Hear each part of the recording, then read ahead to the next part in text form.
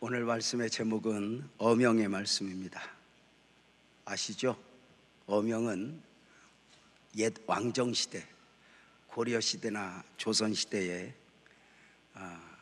신하들에게, 백성들에게 내리는 임금의 명령입니다. 어명에는 선택의 여지가 없습니다. 사약이 내려져도 성은이 망극하옵나이다. 폐하 부디 강건하옵소서 하고 그 사약을 미련 없이 받았습니다. 어명을 거역하면 반역인이 중죄로 다스려졌습니다. 모든 상황 가운데서 어명이요, 그 외침 한마디가 모든 것을 정리했습니다. 특별히 어명을 가슴에 안고 지방 관리들 앞에서 외쳐지는 아명어사 출두요는 산천초목이 벌벌 떨곤 했습니다. 오늘 하나님의 말씀이 지난 3일 동안 존경하는 한기옥 목사님을 통하여 선포되어졌던 말씀들이 어명의 말씀으로 품어졌으면 좋겠다 싶은 것입니다. 왜 그러해야 할까? 오늘 본문을 통해서 함께 결론을 맺어보고자 합니다. 한기옥 목사님을 통해서 하나님은 지난 며칠 동안 우리에게 많은 말씀을 주셨습니다. 그 많은 말씀들 가운데 사랑하는 성도님들에게 특별히 품어졌던 말씀이 있다면 어떤 말씀입니까? 물론 지금 모두를 다 기억하기는 힘들지만 어느 한마디, 어느 한 문장, 어느 한 구절이 있다면 무엇입니까? 여러분의 목사 개인적으로는 어제 새벽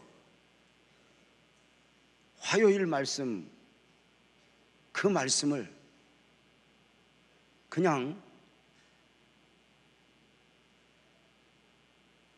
품어낼 수밖에 없었습니다. 여러 가지 모양으로, 여러 가지 방법으로 저에게 그 말씀이 이렇게 걸어오는 듯한 느낌을 느꼈습니다. 목사님 설교 중에 서론에서 강조했던 바가 성도님들, 신앙생활은 반드시 성공해야 합니다 하는 것이었습니다. 사업은, 다른 많은 것은 혹 실패할 수 있지만 신앙은 실패하면 안 됩니다 였습니다. 안타깝게도 많은 분들이 가정의 실패, 사업의 실패, 자녀 교육의 실패, 정말 땅을 치고 통곡하는 모습은 보았지만 신앙생활의 실패 앞에서는 실패인 줄도 모르고 무너져 가고 있는 것은 아닌가? 아니, 실패 자체도 인식하지 못하면서 그렇게 하루하루 살아가고 있는 것은 아닌가? 마치 영혼을 모르는 것처럼, 마치 영적 세계를 모르는 것처럼 말입니다. 종종 성도님들과 나눴던 말씀들이 있습니다. 우리 교회를 잘 아는 목사님들이 저에게 묻습니다. 빛나교회는 참으로 많은 아픔들, 눈물을 흘릴 만한 일들이 많았는데 그런 많은 일들을 어떻게 해결하고 여기까지 왔냐 물을 때 저는 감히 저들에게 내가 어떻게 했다고 말하지 못했습니다. 이렇게 말씀을 드렸습니다. 그 문제들 앞에서 문제를 해결하려고 애쓴 것이 아니라 믿음을 지키려고 애썼다고 말입니다. 믿음에서 무너지지 않아야 한다. 물론 이것을 저는 100이면 100 믿음을 지켰다고 말씀을 드릴 수는 없습니다. 저도 여러분처럼 넘어졌고, 저도 여러분처럼 내가 왜 이것밖에 안 되나 가슴을 치고 아파할 때도 있었습니다. 그러나 분명한 것은 이내 방향을 잡아야 했던 것은 나는 믿음에서 무너져서는 아니 된다는 것이었습니다. 그저 손에 좀 몇 푼 덜 보고, 그저 자존심 앞에서 저울로 달면 한 근도 안 나오는 그 자존심 지키려고 애쓰는 것이 아니라, 문제를 하나 해결하면 그 문제 해결하는 것으로 모든 것이 해결되는 것이 아니라 그 다음 문제가 또 있다는 것을 알게, 믿음을 지키는 것 말입니다. 신앙생활에 실패하면 안 된다. 개인적으로는 제가 메모할 때 혹 목회는 실패해도 믿음에는 실패하지 말자 하고 제가 빨간 글씨로 메모를 해놓았습니다. 그래야 한다고 말입니다. 여러분은 어떠하셨습니까? 오늘 낮에 은자 권사님이 이번에 한 목사님을 통해서 들었던 말씀 중에 하나, 신앙생활은 좀 더 공격적이어야 한다는 말씀 앞에 또 한 번 자신을 가다듬게 되었다고 말입니다. 그렇지 않습니까? 기독교 신앙은 이유 없이 좀 더 공격적이어야 합니다. 불교는 소극적이니 그저 산속에서, 그리고 아무도 없는 곳에서 좌불자상 앉아서 돌을 닦으며 관세음보살 나무아미타불 주문을 외우며 많은 깨달음을 얻으면 됩니다. 물론 기독교에도 깨달음의 은혜가 있습니다. 그럼에도 불구하고 기독교의 은혜는 깨달음으로 멈춰서는 아니 됩니다. 그저 깨닫는 것으로 만족을 해서는 안 됩니다. 기독교 믿음이라고 하는 단어 자체가 명사나 형용사가 아니라 동사입니다. 역동성입니다. 야성입니다. 그래서 기독교 믿음은 앉아서 배우는 것으로, 더 많이 듣는 것으로 성장하지 않습니다. 지난 3일 동안 여러분들이 하나님의 말씀을 들었고 여러 간증을 들으면서, 예화를 들으면서 무언가 마음이 가득 지금 은혜로 찼습니다. 이것을 신앙 성장으로 보지 않습니다. 이제 들었던 말씀을, 배웠던 말씀을, 품었던 말씀을 삶의 현장에서 용서할 수 없는 사람을 용서하고 사랑할 수 없는 사람을 사랑하고, 나를 다스릴 수 없고 조절할 수 없었던 부분을 다스릴 능력, 조절할 능력을 품어내면서 하나님의 고결한 은혜를 입게 되는 것입니다. 사랑하는 여러분, 우리는 오늘도 좀 더 적극적인가? 적극적으로 순종하는 것입니다. 아시죠? 여리고를 돌아야 하는 이유는 미리 알고 도는 것이 아닙니다. 때로는 우리는 알아야 되겠다고, 그 이유를 알아야 되겠다고 목소리를 높여보지만 결국 여리고를 다 돌기 전에는 왜 그 말씀 앞에 순종해야 하는가 알 수 없습니다. 요단강을 갈라놓고 건너라고 하지 않았습니다. 이런 말 아시죠? 출애굽하여 홍해를 건널 때는 은혜로 건너지만 요단은 믿음으로 건너야 한다고 말입니다. 그래서 오늘도 우리가 때로는 많은 문제들 앞에서 은혜로도 하루하루 살아가고 은혜로도 문제가 해결되지만 때로는 그 문제들 앞에서 믿음을 보여야 할 때가, 믿음이 믿음 되어야 할 때가 있습니다. 다시 정리합니다. 홍해를 은혜로 건넜다 해서 늘상 은혜만을 기대하면 안 됩니다. 때로는 은혜입니다. 때로는 내가 그저 만 가지가 부족해도 은혜로 여기까지 거기까지 살아가게 됩니다. 그러나 하나님이 계획하신 바, 하나님이 뜻하신 바 더 큰 은혜를 우리에게 허락하실 때는 믿음을 요구합니다. 요단을 갈라놓고가 아닙니다. 문제를 해결하고가 아닙니다. 우리는 종종 주세요, 할게요 하지만 하나님은 아닙니다. 해라. 아멘 합시다. 내가 하게 할게.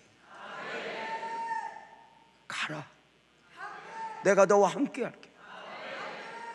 그래서 그 하나님을 믿어버리면 아무것도 없지만 많은 것을 가진 자처럼, 누구도 나와 함께 하지만 천군만마가 나와 함께 하는 것처럼 그 걸음을 옮길 수 있는 것 아닐까? 이런 말 들어보셨어요? 마귀는 앉아서 은혜를 받게 하고 예수님을 못 믿게 하는 것이 아니라 믿어라. 그런데 순종을 하지 못하게, 늘 벽 앞에 부딪혀 있게 합니다. 마음은 원이로되 하고 주저앉게 만들어버립니다. 마음은 원이로되 하고 포기하게 만들어버립니다. 그래서 마음의 원함을 갖고 있기에 이것이 내가 믿음이 믿음 되는 줄 알지만 결정적 순간에 아닌 것입니다. 다시 한번 말씀을 드립니다. 홍해는 은혜로 갈라집니다. 그러나 요단, 여리고는 믿음이어야 합니다. 물론 우리가 은혜로 삽니다. 은혜 아니면 살아갈 수가 없네, 정답입니다. 저도 일찍이 책상 앞에 은혜 아니면 아무것도 할 수 없는 유제명 써놓았습니다. 은혜가 아니면 설명될 수 없는 유제명, 그렇게 살아갑니다. 그러나 하나님은 언제나 은혜만이 아닙니다. 어느 순간 이제 너 믿음을 보여라, 이렇게 말씀합니다. 감당하기 힘든 문제 앞에서 은혜만을 구할 것이 아니라 먼저 믿음을 보이기를 원하신다는 것입니다. 그러나 우리를 불쌍히 여겨주세요. 우리를 불쌍히 여겨주세요. 나 알지요. 그리고 늘상 은혜만을 구하면 정작 눈앞에 기적이 일어나야 할 때 일어나지 못하는 경우가 얼마나 많은가 되새겨봅니다. 한경 목사님 화요일 새벽 설교 말씀을 통해서 기념비적 삶을 살아내기 위해서는 먼저 복음의 은혜를 확실하게 입어야 한다고 말씀해 주셨습니다. 하나님 앞에 크게 쓰임받은 사람들의 특징 중에 하나가 있다면 깊고 넓고 크게 회개 앞에 서본 사람, 한마디로 말하면 죄 때문에 많이 울어본 사람들이라고 했습니다. 여러분 아시죠? 음식에 맛이 있는 것처럼 신앙에도 맛이 있습니다.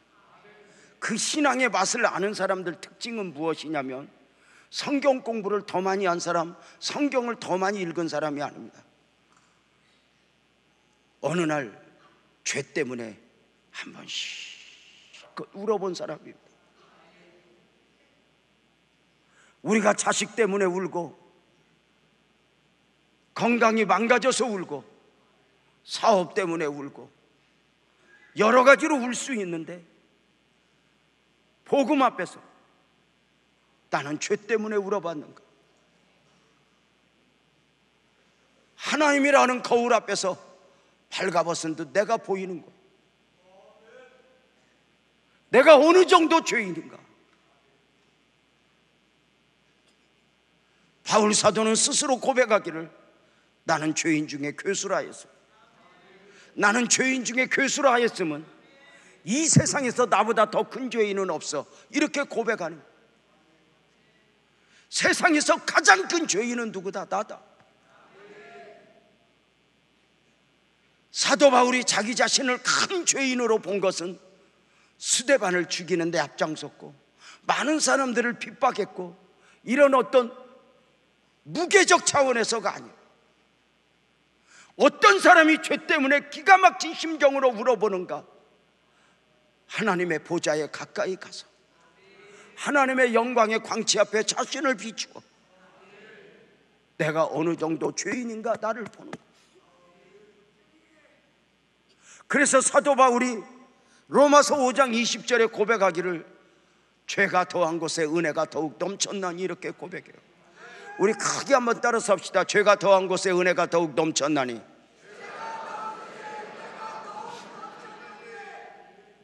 지목은 다른 것 같은데 목소리가 좀 다르다고 생각지 않아? 더 크게 해야 된다고 생각지 않아? 내가 내일만 같아도 내 이해를 해. 아침하고 다르면 되겠어. 다시 죄가 더 안 해.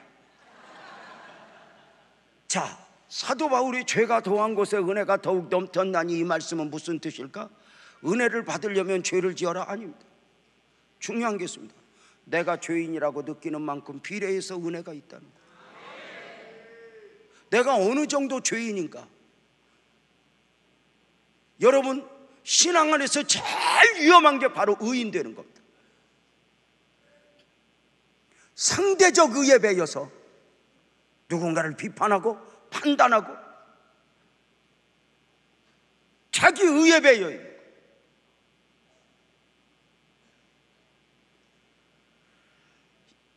이것 하나 깨트리는데 욥기서 42장이 필요했던 것입니다.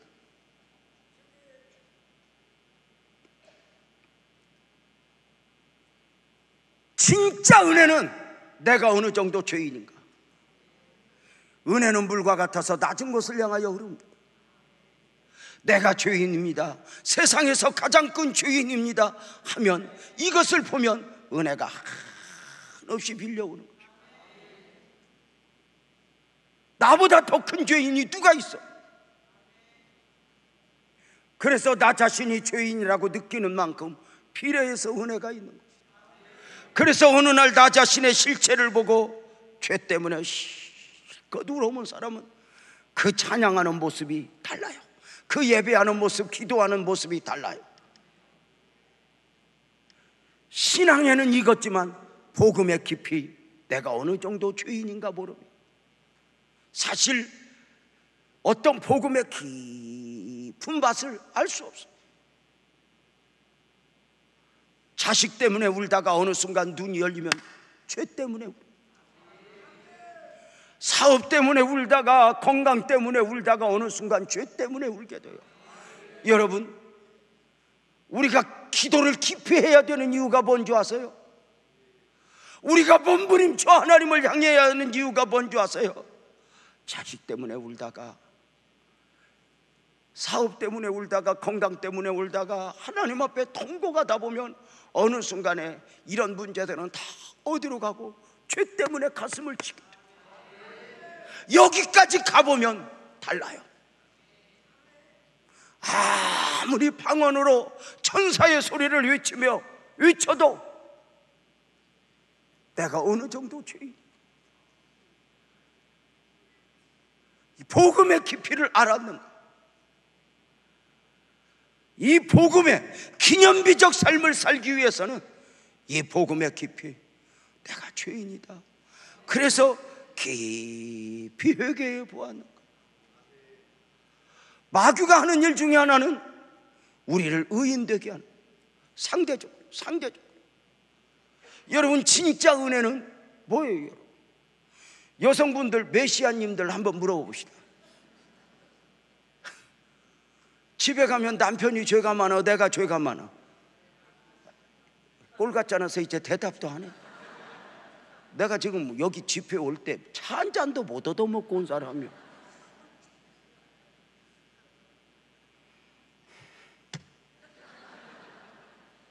여러분, 근데 어느 순간 우리는 누군가를 보며 내가 의인이 되어 있어. 집에 가서 왜 원망해? 제가 더 남편보다 많던 편 때문에 내가 손해본다고 생각을 하는 거야.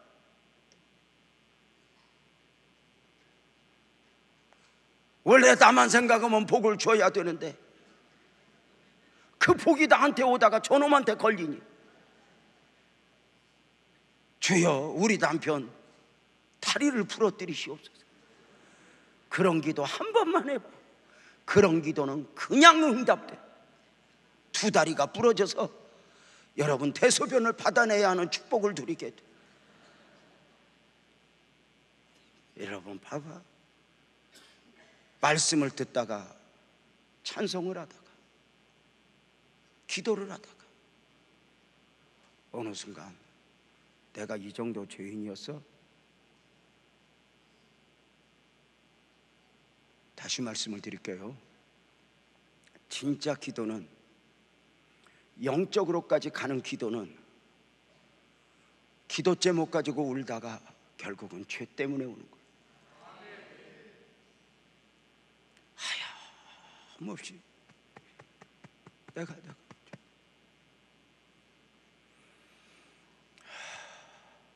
한기호 목사님이 화요일 새벽에 기념비적 삶을 살아내기 위해서 두 번째 이렇게 말씀하셨어요.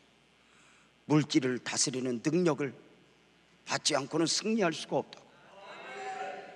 옥합을 깨트린 이름 없는 여인의 이야기를 하면서 가난할 때 물질을 다스리지 못하면 부자가 되어서 그 물질에 끌려다니는 인생을 살게 된다고. 예수를 믿으면서도 물질을 다스리지 못하면 가난 앞에서는 가난 앞에서대로, 물질적 여유가 있는 부자가 되면 부자가 되는 대로 그만 눌려서 교회는 오지만 깊은 안식, 평안은 누릴 수가 없다.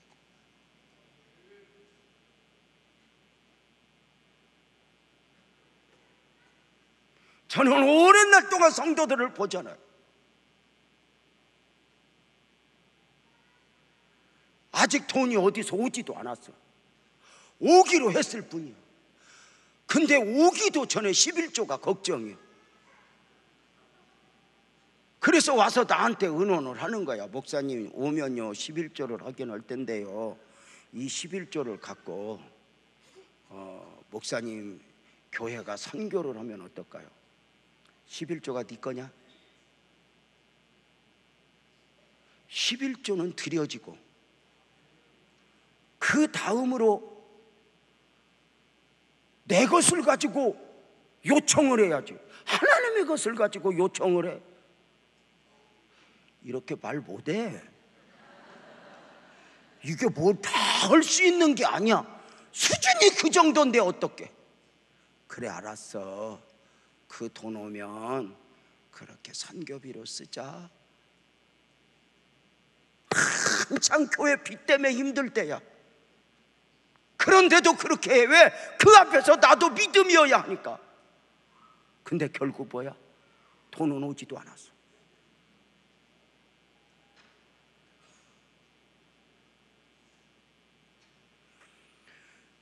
(11조는) 율법이 아니라 구원받은 하나님의 사람으로서 사랑의 표현이라 했어요. 사랑하면 계산이 어디 있어요?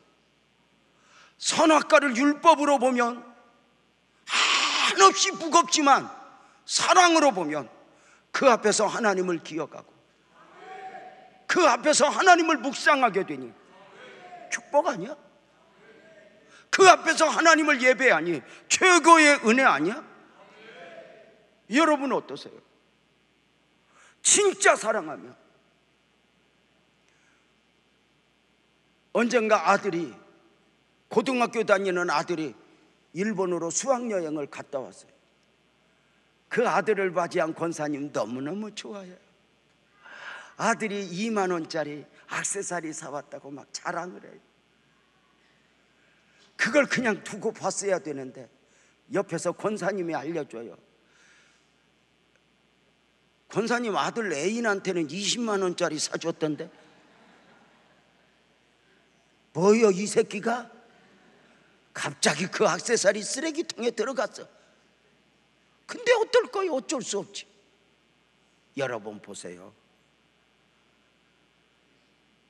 저는 제가 목사임에도 불구하고 무겁게 받았던 말씀 중에 하나가, 성경에 물질의 시험을 극복하지 못한 사람은 결국 다 무너지고 말았다는 이야기였어요.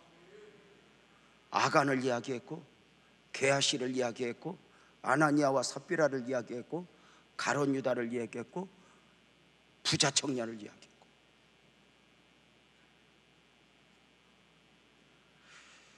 축복을 받기 위해서도 믿음이 필요하지만 받은 축복을 지켜내기 위해서는 더 큰 믿음이 필요한 거죠. 많은 사람들이 다른 사람이 누리지 못하는 축복을 받아. 그런데 나중에 그 축복을 지키기 위해서 믿음을 놓아버려. 무슨 의미가 있어요?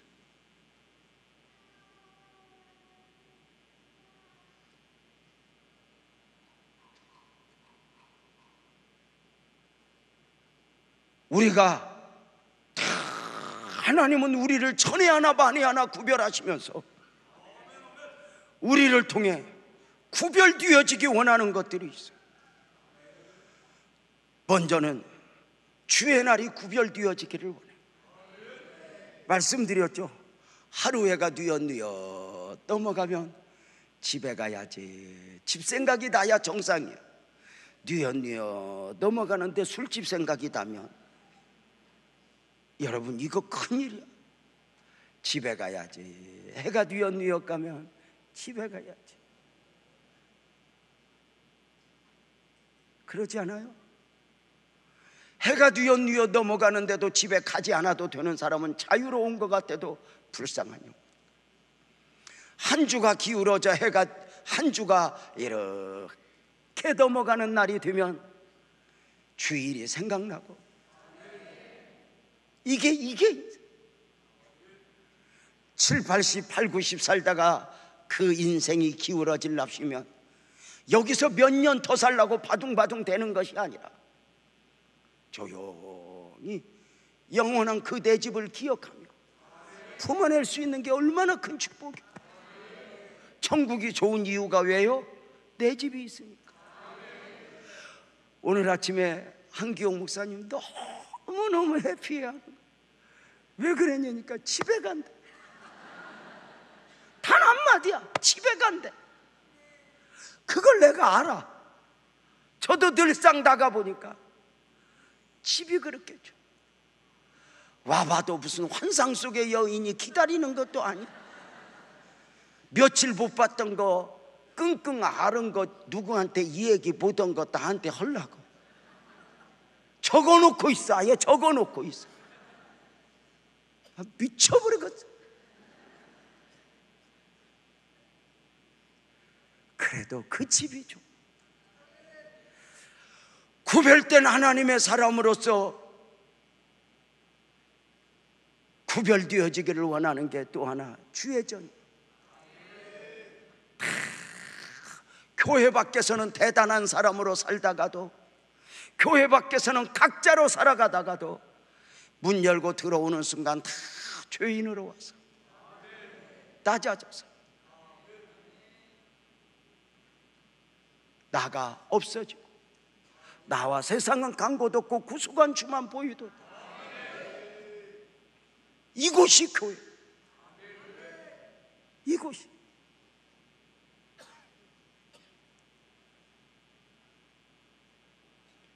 그리고 주의 것이 구별되어지기를.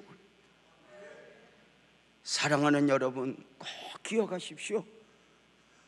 축복을 받기까지도 믿음이 필요하지만 그 물질을 다스릴 능력, 축복을 지켜내기 위한, 그 안에서 믿음을 지켜내기 위한, 가난 앞에서도 믿음을 지켜내야 하지만 축복 앞에서도 믿음을 지켜내야 하는 것, 이거 우리가 큰 숙제.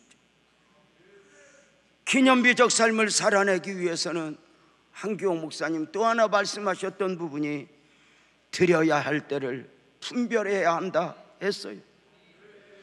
한마디로 말하면 십자가의 길을 앞두고 있는 우리 예수님 앞에서 옥합을 깨뜨려 장사를 위해 예비하는 데는 기회가 있었다는 거예요. 이 순간 놓쳐지면 아무 의미가 없어지는, 그렇지 않아요?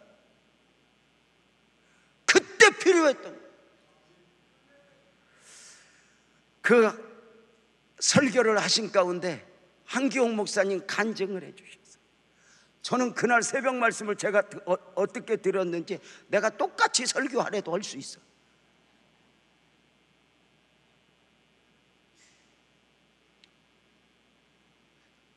여러분 보세요. 그 한기옥 목사님이 성전 건축 과정 중에 있어졌던 한 장로님 간증을 하셨어요. 성전 건축하는 과정에는 목사 가슴속에는, 머릿속에는 다른 거 생각 하나도 없어. 이번 주에 이 고비를 어떻게 넘기지? 다음 달에는 고비를 어떻게 넘기지? 여러분, 여러분의 교회가 지금 저절로 지어진 것 같지만 그 보이지 않는 가운데 그 고비를 얼마나 많이 넘었는지 제가 말씀을 드렸잖아요.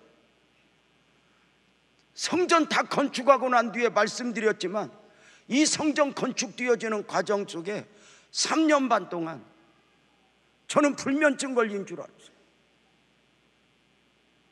우리 정영주 장로님 여기서 8년을 기도하며 처절한 영적 싸움을 싸워냈어요. 그런데도 쉽지 않았죠. 50만 불이 필요했대요. 이번 주에 이 50만 불을 내지 않으면 이 건축이 중단되고, 건축이라는 것은 한번 중단되면 언제 다시 문이 열릴지 모르거든요. 기도를 깊이 하는 가운데 교회 오신 지 얼마 안 되는 장로님 얼굴이 떠올랐대. 기다릴 수 없어 찾아갔대잖아요. 장로님, 내가 기도하다가 왔어요. 장로님, 이번 주에 50만 불이 필요한데 어떡하죠? 그랬더니 세상에 장로님이 그러시더래. 목사님, 제가 사실은 목사님 말씀하시기 전에 제가 100만 불을 헌금하려고 계획을 세웠어요. 단 하나 조건이 있어요. 우리 아내가 동의해야 돼요.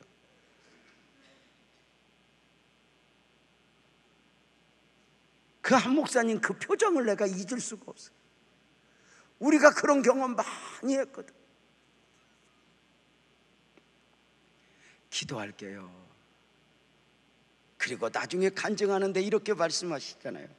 아내한테, 여보, 교회가 건축하는데 돈이 모자란가 봐, 헌금을 좀 해야 되겠어 했더니, 예수님이 하나님 앞에 드려야 되는 거 아니야? 우리 돈이 있잖아. 그랬더니 세상에 그 아내가 그렇게 말했대잖아요. 여보, 우리 집에 딸 셋이 있잖아. 그래, 그 딸 셋이 혹시 무슨 일 생겨서 돈이 필요하다 하면 우리가 그거 주지 않겠어? 자식인데 주지. 가족이니까 줘야지. 그래, 예수님이 가족이잖아. 예수님이 쓰시겠다는데 드려야지.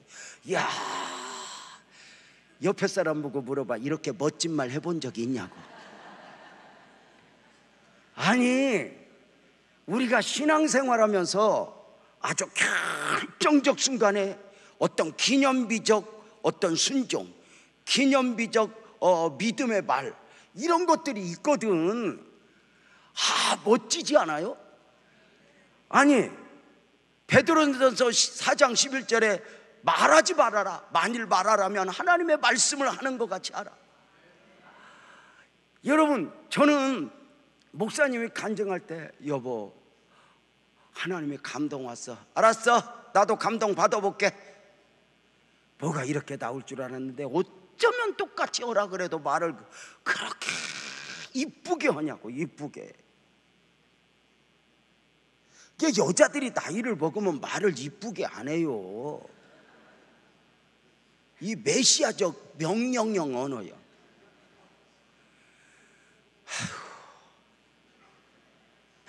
맨날 맨날 끙끙대고 아파하는 것이 입만 안 아파. 입만. 죄송합니다. 나 이제 집에 가야 돼요.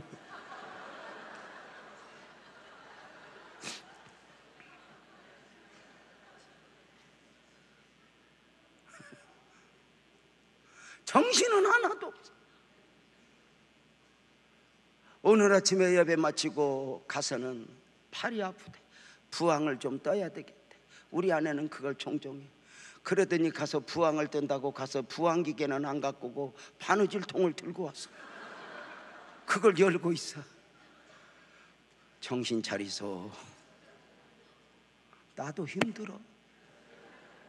여러분 봐요. 이렇게 멋진 말 해보셨어요? 기념비적으로 이렇게 부끄러운 거 말고 그런 거 있잖아. 나도 말하고 놀라는 거. 아이고 내가 어떻게 이렇게 멋진 말을 했지? 뭐 이런 거 해보셨어? 아니 그런 거 막 소가지만 부리고 지랄지랄만 하고 그런 거 말고 나도 어떻게 이렇게 멋진 말을 했지? 내가 그때 어떻게 이렇게 드려졌지? 지금도 생각하면 이 성전 짓기 전에 이곳에서 정영주 장로님을 중심으로 8년을 명절날 하루도 안 빼고 이곳에서 예배를 드렸어요. 그 기도들이 이 앞에 절 들어오려고 하는 거 막았죠. 다 그런 보이지 않는 영적 싸움들이 얼마나 이 단원병원 자리가 그게 원래 절 들어오기로 한 자리야. 그 소식을 듣고 얼마나 기도한 줄 알아? 하나님 이동성전에서 대경정사 부숴버리고 여기로 왔는데 하나님 여기는 더 큰 절이 온답니다. 시장을 만날까 어떻게 할까 하다가 그때부터 금식하며 기도했어. 그랬더니 스님이 은혜를 받더니 교회 옆에 무슨 절이냐고 포기하고 단원병원이 왔어. 여러분 보세요. 이런 한 곱이 이 성전이 그냥 지어져요? 건축위원장을 맡았던 임창석 장로님이 이렇게 하루에 매일 4시 반이면 나와서 그 아픈 다리로 위에서 아래까지 살펴서 일을 지시하고 감독하는데 또 때로는 이런 소리도 들리고 저런 소리도 들리면 다 생각이 다르니까 그만 상처를 받고 집에 가서 아내 장경자 권사한테 그랬대. 여보 나 건축위원장 취업버리고 사표 낼 거야. 힘드니까 푸념처럼 늘어났는데 장경자 권사가 그때 그랬대. 당신이 성전 건축하면서 두드러 맞기를 했어. 감옥을 갔어. 십자가를 쪘어. 이 큰 성전 지으면서 그 정도 소리도 안 듣고 성전 지어내려고 했냐고. 그 정도 각오도 없이 성전 지으려고 했냐고. 쓸데없는 소리 하지 말고 잠이나 자라고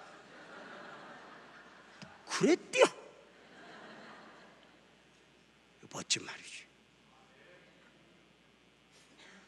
신앙은 언어에서부터 세워져 가는 거예요. 따르세요. 말로 말하지 말고 말씀으로 말하자. 그게 왜 2층은 안 해? 다시 말로 말하지 말고 말씀으로 말하자. 입에서 믿음을 놓으면 안 돼. 다 안 된다 힘든다 할 때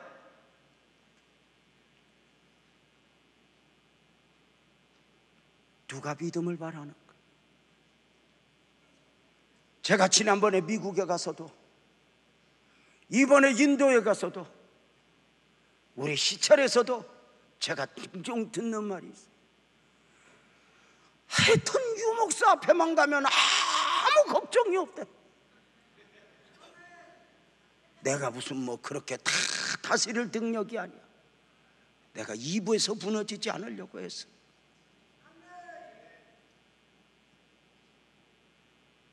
여기서 부정적으로 말하고 싶을 때 뭐 정치적 소견 좀 어줍지 않은 실력으로 누구한테 개똥철학 늘어놓고 여기가 평안해 본 적이 없어.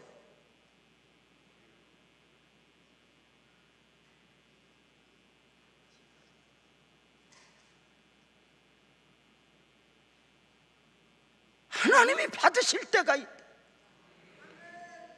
그날 그래서 옥합을 깨트린 여인이 만약에 그날 감동을 주었는데 다음에 하지, 그러면 아차 하는 거예요. 그 시간 지나면 주님은 십자가의 길을 가시는. 그래, 받으실 때가 있다고 했더니 아이고, 어떤 권사님한테 전화가 왔어. 급하게 받나지 왜 그러냐니까 하필 그날 적금 탔디야. 못 알아들어. 나한테 와서 그랬어. 어제 탄 것도 아니고 내일 탈 것도 아니고 오늘 탔디야. 그래서 꼼짝 못하고 적금 탄 거 가져왔대. 그래서 하나님 앞에 물어. 하나님, 적금을 이 가정 한 가정만 탔습니까?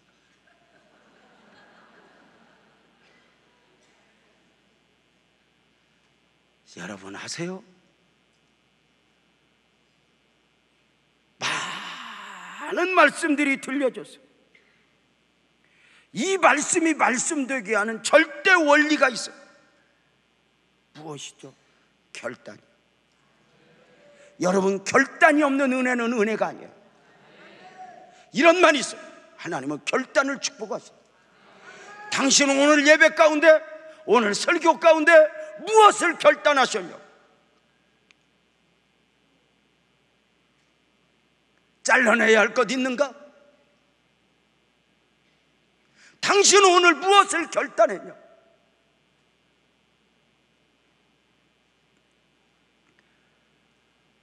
그리고 그 결단 앞에서 순종의 씨름을 하는 거죠. 아시죠? 성경에 나오는 모든 기적은 기도할 때 나타난 것이 아니라, 믿음 좋은 사람에게 나타난 것이 아니라 순종입니다. 항아리에 물을 채워라, 떠서 갖다 줘라, 여리고를 돌아라. 여리고를 돌 때에 무슨 그렇게 믿음으로 은혜로 돌았겠어? 요단강에서 씻을 때 7번 씻을 때 뭐 할렐루야 아멘 할렐루야 아멘 했겠어?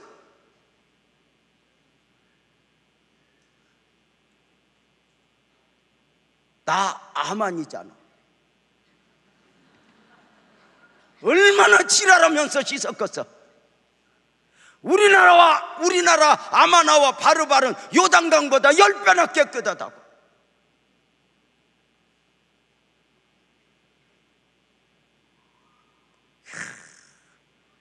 이게, 그런데 내 생각 내려놓고 가는 거야. 그래서 신앙은 나와의 싸움이야.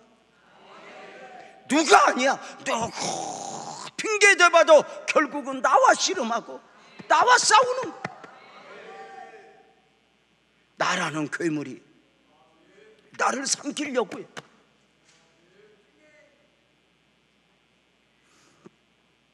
무엇보다도 기도가 중요하니, 기도가 깊은 기도 가운데 말씀이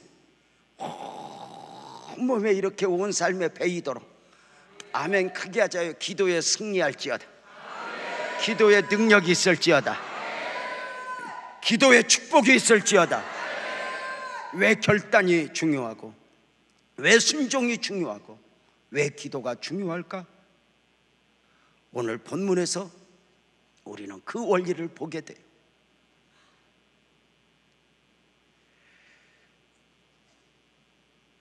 오늘 열왕기상 17장 말씀은 저와 여러분들이 잘 알고 있는 사르밧 과부의 이야기예요. 어느 날 졸지에 사랑하는 남편을 하늘나라 보내고 혼자 된 여인,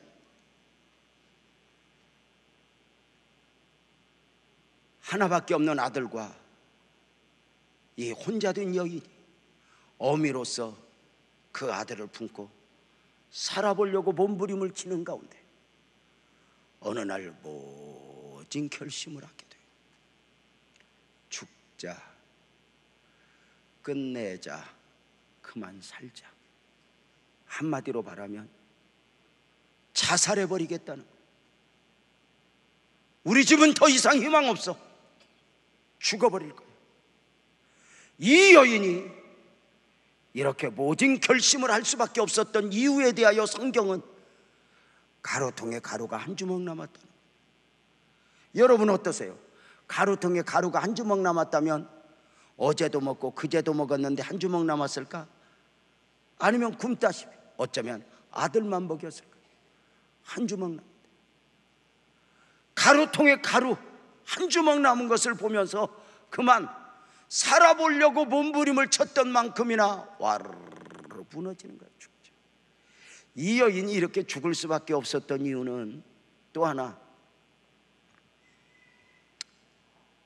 나라가 몇 년째 가뭄이에요. 나라가 몇 년째 가뭄이라는 이야기는 몇 달이 아니고 몇 년째 가뭄은 산천초목이 메말랐을 것이고 모든 사람의 인심이 다 메말랐어요. 그가 형제여도 부모여도 누가 누구를 도울 수 있는 입장이 안 돼. 각자 살아남아야 해서.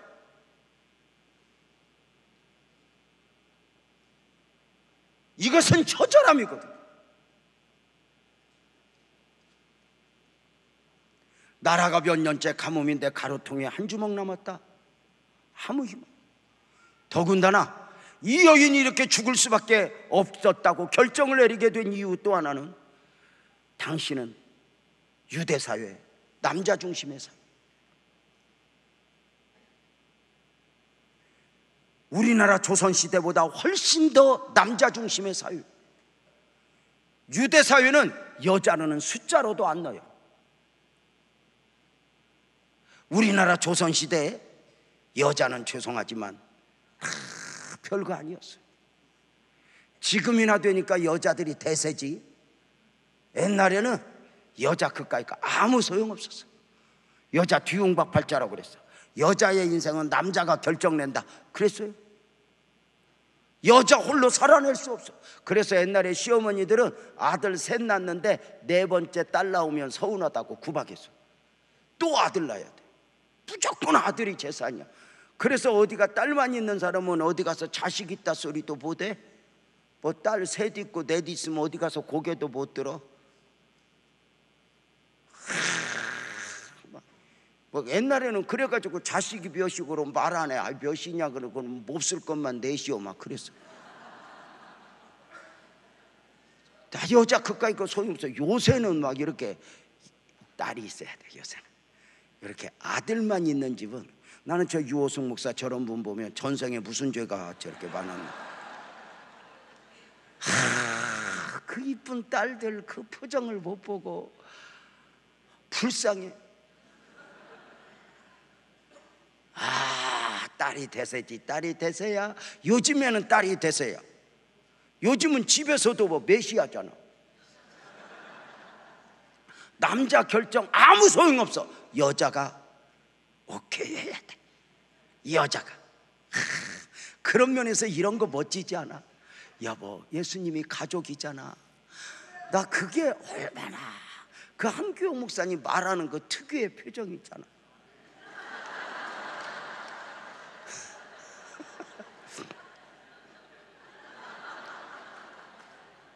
그러면서 가족이잖아. 야, 제가 거기서 내가 이렇게 멋진 말을 더 많이 하고 살아야 되겠다. 입에서, 나는 우리 식구니까 냅둬. 입에서 유치 찬란하게 아니야. 종종 절로 오고 물어요. 후배들이, 선배 어떻게 해야 설교를 잘해? 무슨 제가 무슨 뭐 설교를, 아니 목회를 한 30년 하다 보니까 묻는 거야. 근데 제가 이렇게 말해요. 죄송한데 설교를 진짜 잘하고 싶은 건, 안타깝게도 많은 목사님들이 설교를 강대상에서만 잘하려고 해요. 진짜 설교는 강대상 아래서 결판 나는 거거든. 나는 오늘 또 믿음을 바라고 있는가? 나는 오늘 또 용서를 바라고 있는가? 내가 말한 것에 나는 또 드려지고 있는가?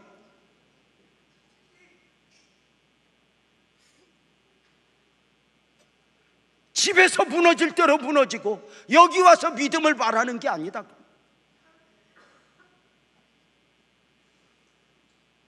이 여인이 죽을 수밖에 없었던 이유 마지막 하나 더 이야기하면, 당시 사회상 빚을 얻어다 쓰면 때가 되어 갚지 못하면 아들을 노예로 보내야 돼. 자기 생명보다 더 귀한 아들을 노예로 보내느니 죽자, 그만 살자 결단을 하죠. 자, 여러분에게 여쭙겠습니다. 여기 보세요. 종종 하는 질문이지만 이 여인 죽겠다, 자살하겠다는 건데, 오늘날로 말하면 이 여인 교회 다니는 여인일까, 안 다니는 여인일까? 다니는 여인. 어떻게 알아요? 엘리야 목사님 말씀에 순종하는 거 보면 알아. 그렇다면 이 여인이 삶이 이 지경 되기까지 기도는 안 해봤겠어? 금식은 안 해봤겠어? 우는 건 안 해봤겠어? 그런데 때로는 하나님이 당신의 뜻과 섭리 가운데 하나님마저 나를 향하여 눈을 감아버린 것 같아요.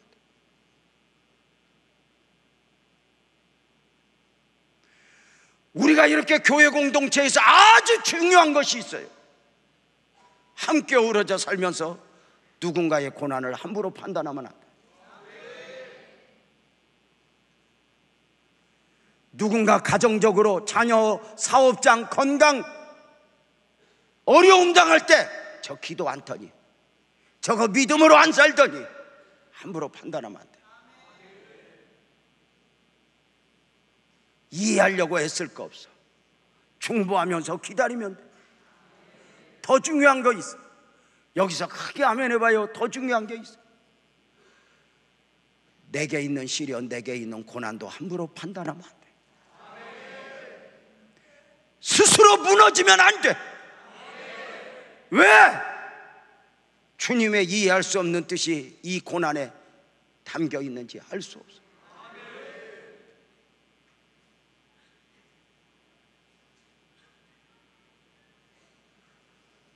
하나님은 모세를 미디안 광야에 보내실 때 설명하고 보낸 게 아니야. 그러나 미디안 광야의 고난은 하나님의 뜻과 섭리였어. 요셉을 노예로 보내고 감옥에 보내실 때 설명하고 보내신 거 아니야. 그러나 분명한 건 그 안에 하나님의 뜻이 있어. 하나님은 내게 말씀으로만 말씀하시는 것이 아니야. 수단과 방법을 가리지 않고 나에게 말씀하셔.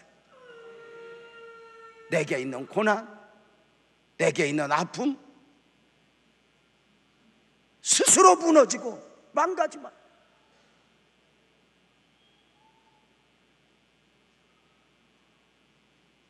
그만 죽자, 끝내자. 기가 막힌 심정을 가지고 오늘 말씀해 보면 나뭇가지를 줍고 있어. 한올 나뭇가지를 줍고 있는데 그 불 피워서 떡 만들어 먹고 죽으려고 한올 나뭇가지를 줍고 있는데 그 자리에 엘리야가 나타났어.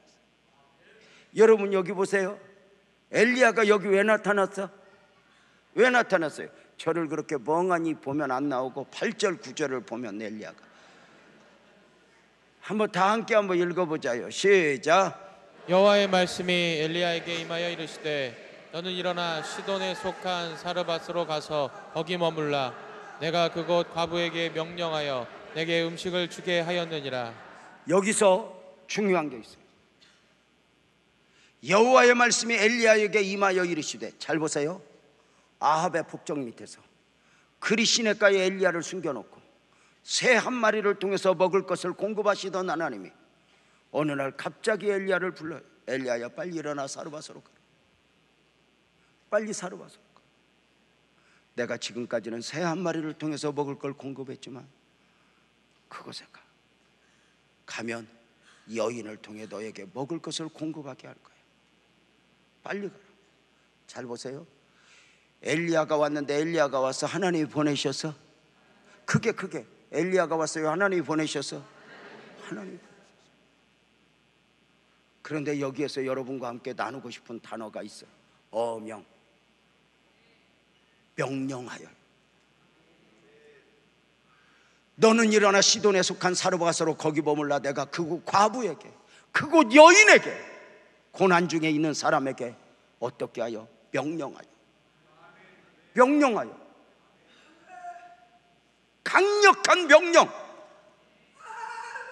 누가 뭐래도 거부할 수 없는 하나님의 명령. 이 여인과 이 엘리야 안에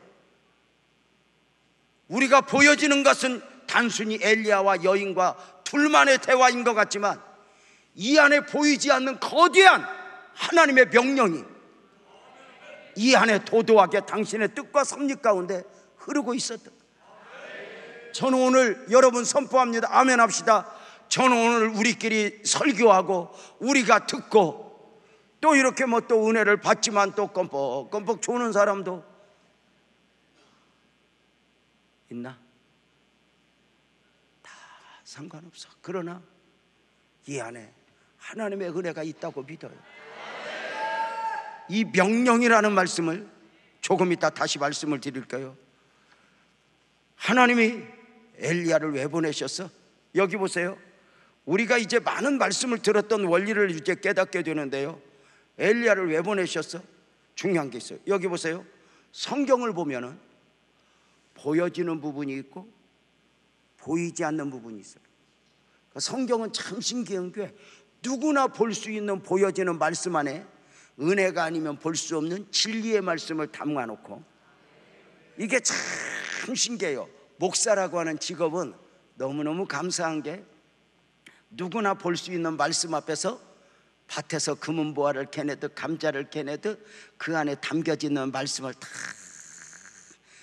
한 말씀씩 발견하여 이렇게 담고 있다가 고기를 숙성시키듯 말씀을 숙성시켜 주일날 성도들하고 나누는 기쁨이 얼마나 좋은지 몰라. 아니 정말. 그래서 여러분은 잘 몰라도요, 어떤 때는요 막 내가 말씀을 막 너무너무 좋아갖고 막 이게 너무너무 신기한 거야. 아니 이게 어떻게 내 눈에 보였지? 그래갖고 뭐 우리 집이 따로 딴 사람 있는 거 아니잖아. 그 메시아 불러 이제. 여보 이리 와봐 이 말씀이 이렇게 있어. 그러면 좋구만.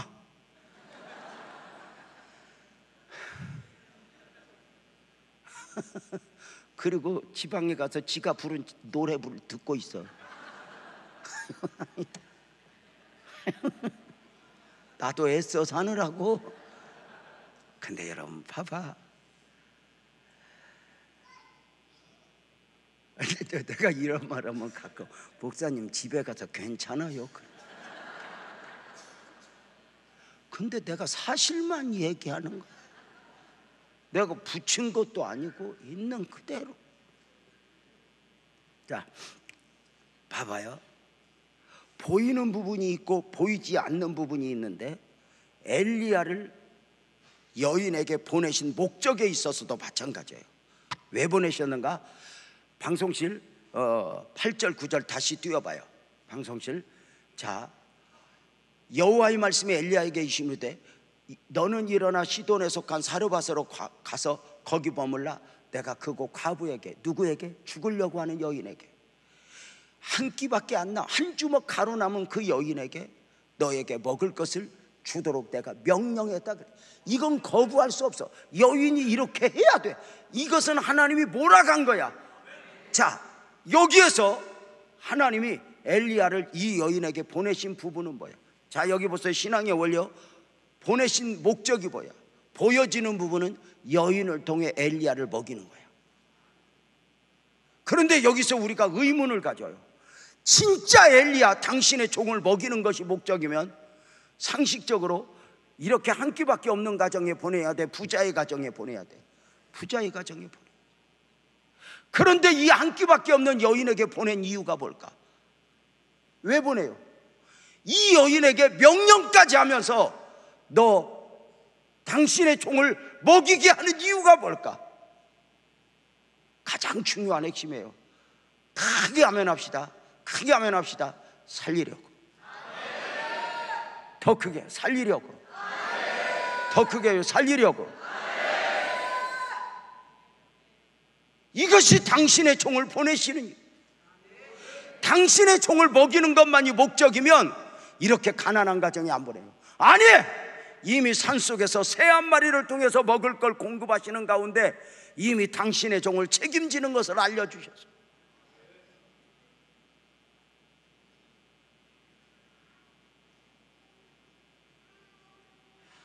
하나님이 당신의 종을 왜?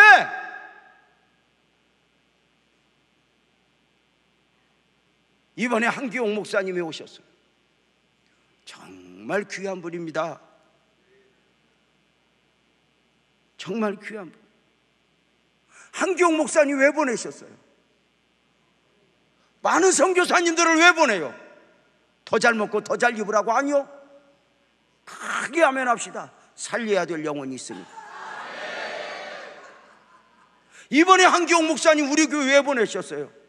우리가 가장 중요한 게 있어요. 한기용 목사님 마치 간증이나 듣고 설교나 듣고 엔조이하는 게 아니에요. 아멘합시다. 나를 살리고 싶어서, 나를 일으키고 싶어서, 나를 회복시키고 싶어서. 너 더 이상 잠자면 안 돼. 너 더 이상 눌려 있으면 안 돼. 너 일어나. 애절한 하나님의 심장이 아닐까?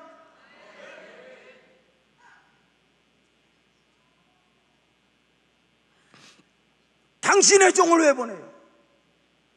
저는 30년 전에 안산으로 보냄을 받았어요. 한 가지 틀림없는 것, 먹고 사는 것만이 목적이면 안산에 와야 될 이유가 없었을 것 같아요. 저는 목사 안 됐으면 뭐 했을까? 여러분 뭐 했을 것 같아요? 저는 농사 지었을 것 같아요. 저는 딱 농사가 체질이야. 피부톤도 그렇고. 아니 진짜 우리는 키도 작고 어깨가 딱 넓잖아. 우리 같은 사람은 똥찌개 지어도 하나도 안 흘리고 가. 저 황정복은 저거 똥찌개 지고 가면 저 반절도 안 남아. 우리는 딱 틀이 잡혔지. 한경 목사님도 안 돼, 배 나와갖고. 여러분 정말 그래요. 근데 왜 저를 안산에 보내서? 한 가지 굳게 믿어요. 보여지는 부분은 여인을 통해 먹이는 거야. 보여지는 부분은 내가 이곳에 와서 물론 애들도 키웠어. 우리 가정도 살았어. 은혜를 입었어. 그러나 여기에서 흔들리면 안 돼. 나를 하나님이 안산에 보내신 이유는 살려야 될 영혼이 있습니다. 여기에서 흔들리면 저는 사꾼 목자로,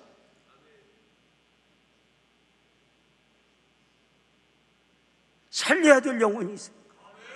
매주 부흥회를 가고 선교지를 가고, 한기용 목사님도 처절한 씨름을 하면서 선교지를 다니고 선교사님들이 가는 이유가 뭐예요?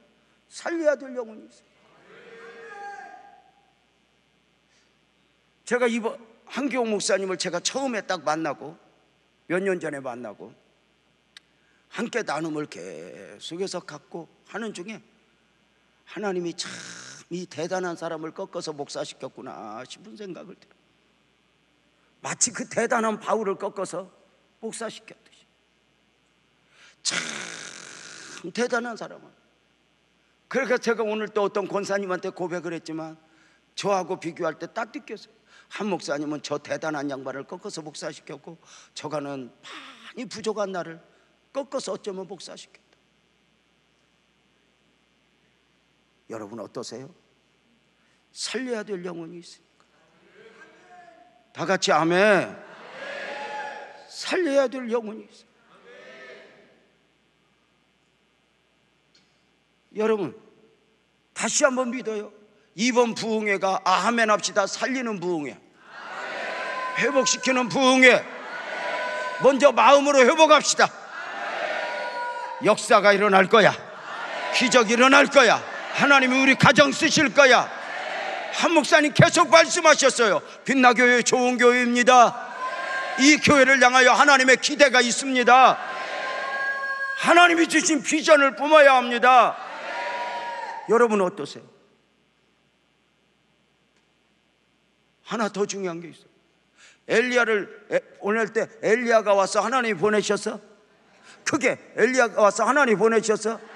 그러면 여인과 엘리야와의 만남은 하나님이 주선한 거야? 아니면 자기들끼리 만난 거야? 이걸 우리가 믿어야 돼.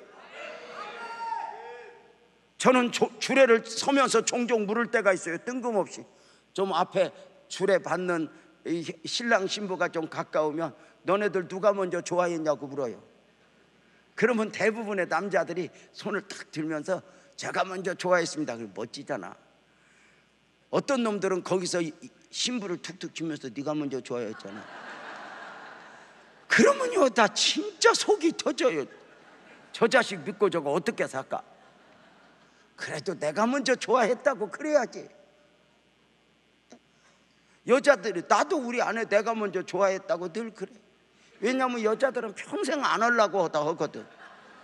여자들은 그 책임에서 도망가는 이유가 뭐냐면 만날 때도 안 만날라다 만나, 결혼도 안 할라다 해, 사는 것도 안 살라다 살아, 애도 안 날라다 알아, 먹는 것도 안 먹을라다 먹고 오늘 또 안 올라다 왔고, 늘 그렇게 살아.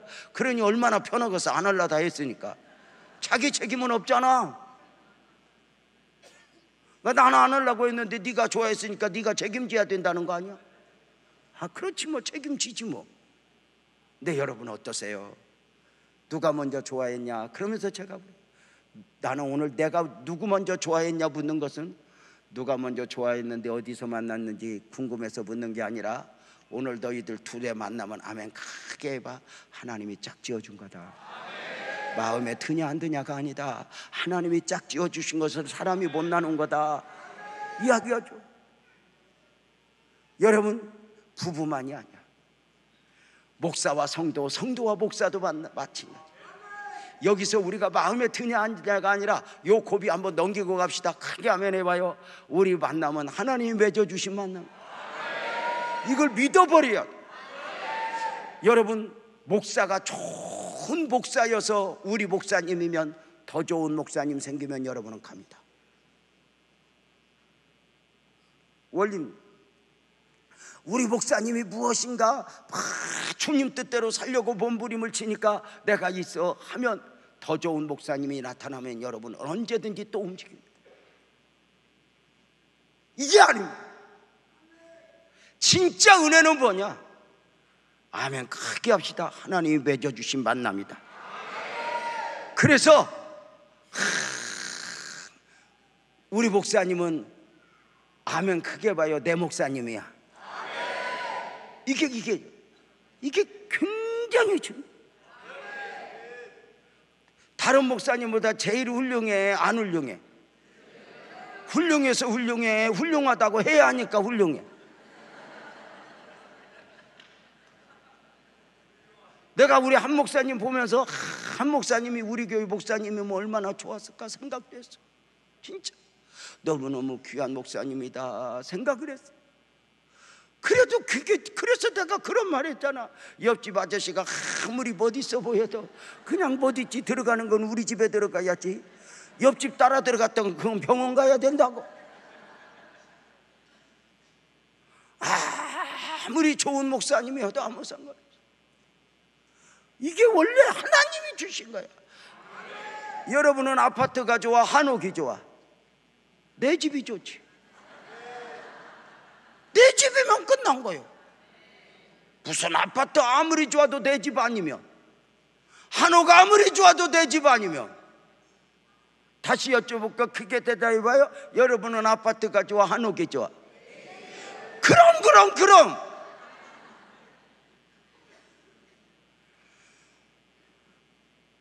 여러분은 큰 교회가 좋아, 작은 교회가 좋아? 내 교회가 좋지. 여러분은 신랑이 돈 잘 버는 신랑이 좋아, 못 버는 신랑이 좋아? 그래 그놈하고 그냥 살아.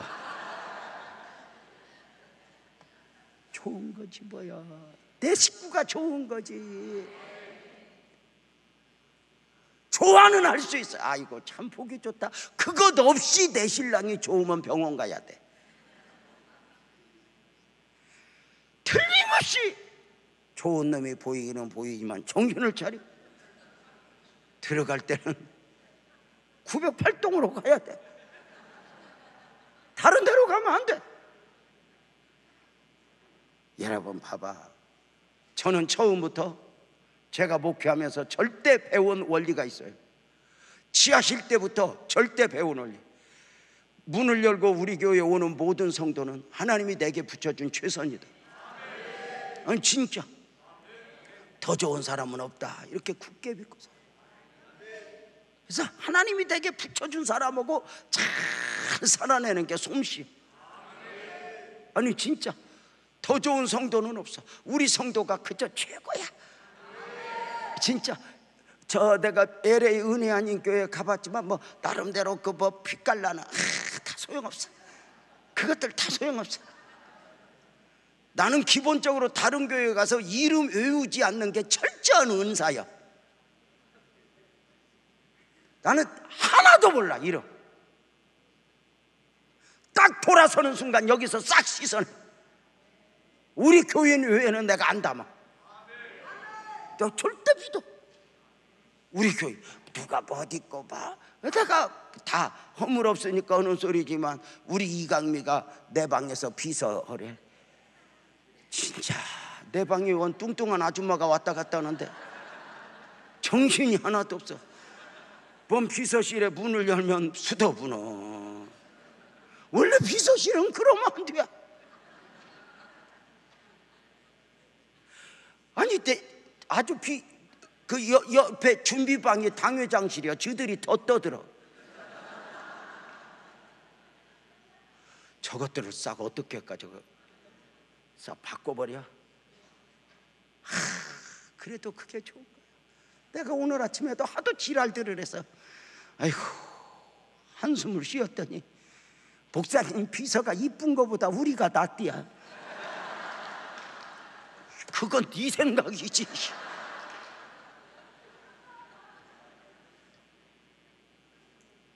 어떤 때는 머리도 안 빗고 있어.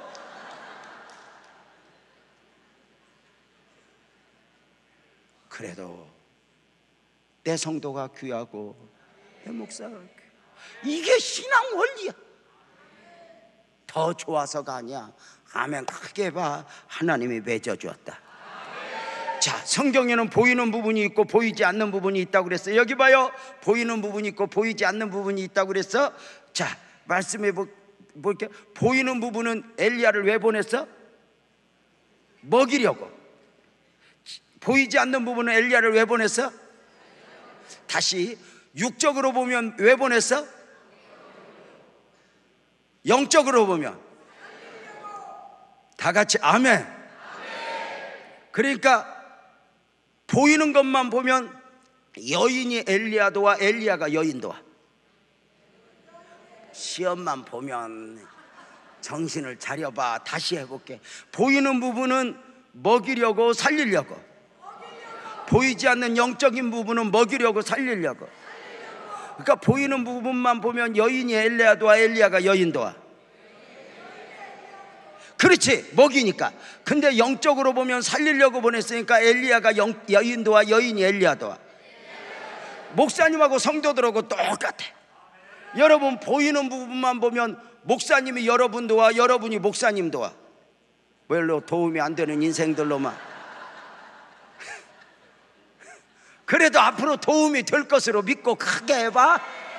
보이는 부분은 목사님이 우리를 도와, 우리가 목사님을 도와. 우리가 목사님을 돕지. 동역에서 희한한 비서로. 부흥회 끝났다고 과일도 안 주고.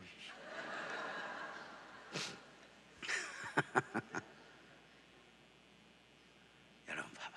보이는 부분은 여러분이, 우리가 목사님을 도와, 목사님이 여러분을 도와. 보이는 부분은 여러분이 목사님을 도와, 동역해 줘. 근데 영적으로 보면 목사님이 우리를 도와, 우리가 목사님을 도와. 그러니까 목사님이 우리한테 감사해야 돼. 우리가 목사님한테 감사해야 돼. 목사님이 여러분한테 감사해야 돼. 이게 원리야.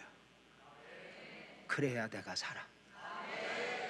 나도 목사로서 성도들 너네들 나한테 감사해야 돼. 내가 뭐 이런 교회에 있어야 될 수준인 줄 알아? 나는 원래 분당 가야 돼. 내가 여기서 있으니까 사람으로도 안 알고 이러고 살면 좋겠어? 복 없어. 성도들이 고맙고. 저는요 요즘에 이렇게 늙어가는 정영주 장로님, 약해진 임창석 장로님 보면 내 눈물 나. 교회와 더불어 저렇게 늙어버렸구나. 서 장로님, 엄 장로님, 송 장로님, 다 백 장로님 눈물.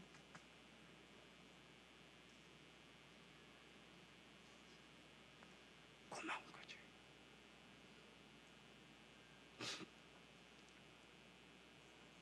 여러분이 목사한테 다 뒤서바라지면서도 고맙다. 이게 은혜. 이게 사는 거. 자, 여기 보세요. 하나님의 엘리야를 보낼 때 먹이려고 보냈어? 살리려고 보냈어? 크게 먹이려고 살리려고. 자, 이제 주의 종이 와서 욕을 하는데 잘 봐요. 기가 막힌 심정으로 나뭇가지를 줍고 있는데 여기 보세요. 여인아 물 한 그릇 떠와라 그래요. 기가 막힌 심정으로 나뭇가지를 줍고 있는데 어떤 놈이 물 떠오래. 이렇게 보니까 엘리야 목사님이야. 아무 소리 않고 물 떠러가. 물은 쉬었겠어. 나라가 몇 년째 가뭄인데. 딴 놈 같으면 귀싸대기 한 대 맞췄어. 네가 떠다 퍼먹어 이놈아.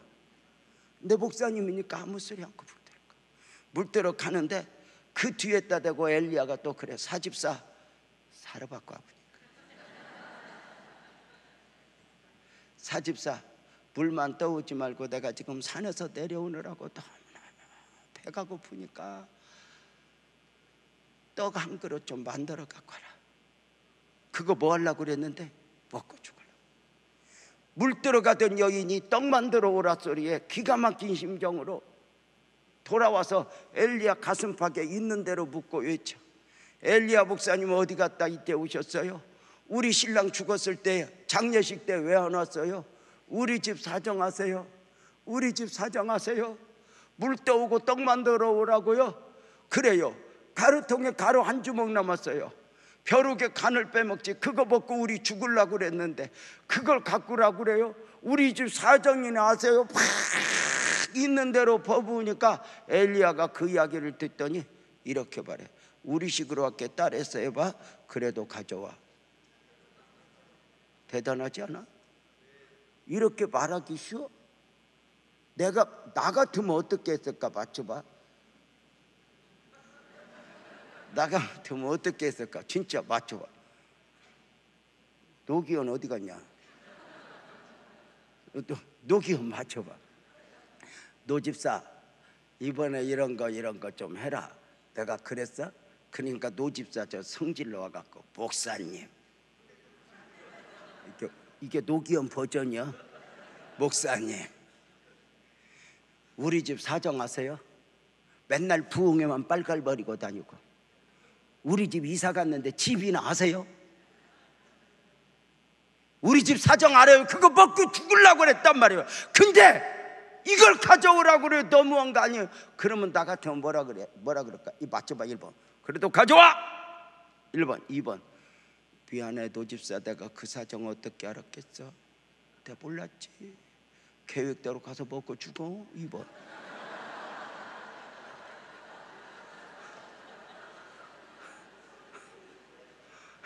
여러분 한번 물어보자. 여러분 솔직히 1번 목사가 좋아? 2번 목사가 좋아? 에베베베 하지 말고 대답해봐. 그래도 가져와. 이런 독한 목사가 좋아? 힘들지? 어렵지? 가서 먹고 죽어? 이런 2번이 좋아? 1번이 좋아? 2번이 좋아? 아이고 내가 1번 설교 2번만 해봐라. 목사님 세상 불정 몰라. 아이고 요즘 경기가 얼마나 어려운 줄 알아? 이러기 쉬울걸? 여러분, 목사가 1번 하기 힘듭니다. 그래서 잘못하면 하나님의 일을 사람의 일로, 감동을 받았는데 말을 못하고 끙끙 앓아.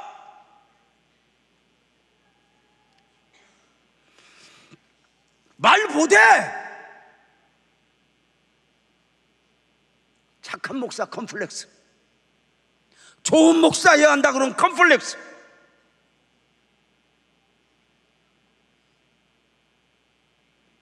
여러분, 엘리야라고 한 주먹 가루 남았는데 그거 가져오라, 그거 먹기가 쉬워?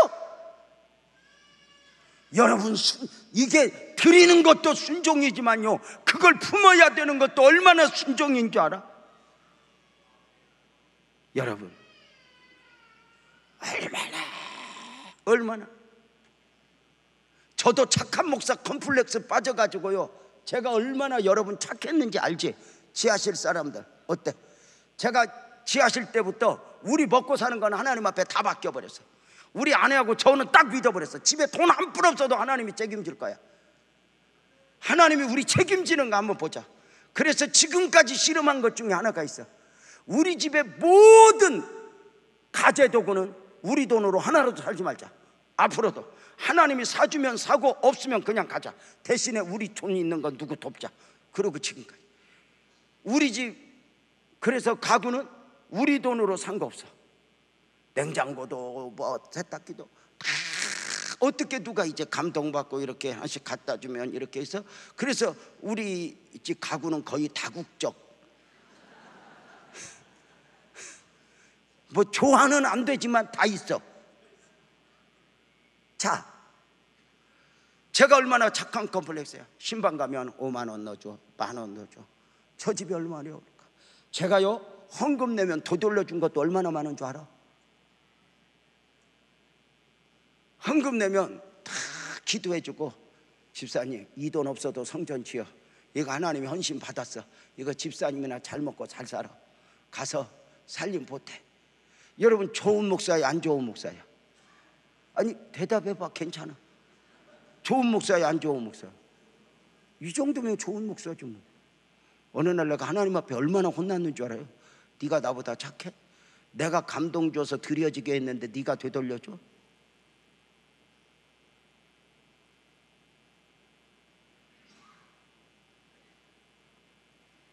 너는 뺏어 먹어.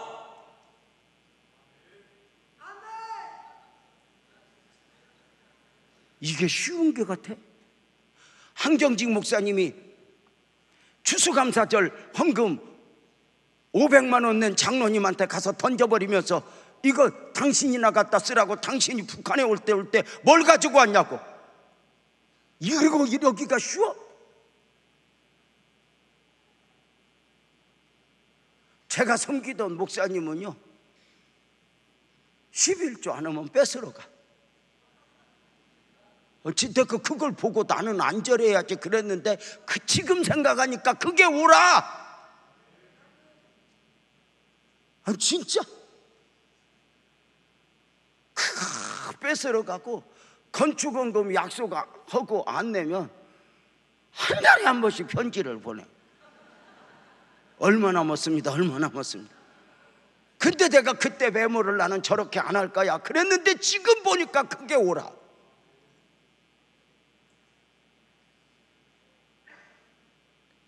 살리심의 원리가 뭐야? 여러분 한번 물어보자. 하나님의 엘리야를 보낼 때 살리려고 보냈어, 뺏어 먹으라고 보냈어? 크게 살리려고 보냈어, 뺏어 먹으라고 보냈어? 근데 여기서 우리가 마음에 안 드는 게 있어. 진짜 하나님 마음에 안 드는데, 여러분 솔직히 우리끼리 하는 이야기인데, 살리는 것부터 오면 좋겠어, 뺏어 먹는 것부터 오면 좋겠어? 살려주면 우리가 어련히 알아서 올까?